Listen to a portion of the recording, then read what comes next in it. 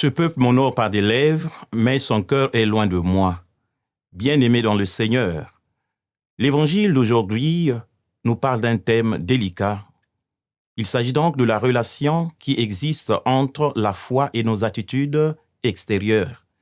C'est bien beau d'avoir nos pratiques, nos rituels qui sont liés à nos cultures, mais à un certain moment, nous devons savoir jusqu'à quand, dans quelle mesure ces attitudes sont-elles révélatrices de la foi, d'une part, et d'autre part, dans quel contexte elles ne le sont pas.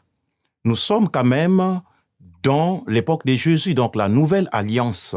Et donc dans la nouvelle alliance, la loi qui prime, c'est celle qui est infuse dans nos cœurs.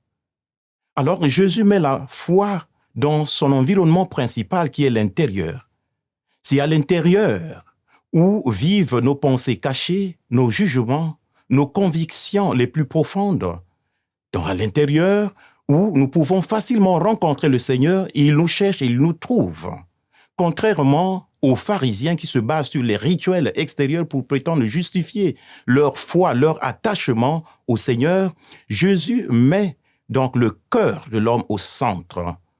Alors, par rapport à cela, frères et sœurs, nous pouvons prétendre dire, par rapport à la sagesse populaire qui dit « le connais-toi toi-même ». C'est la loi divine qui prime en ce moment, celle qui consiste de nous libérer donc du formalisme religieux, du légalisme, qui tendent à bloquer l'homme, à emprisonner l'homme, à le manipuler ou à l'aliéner.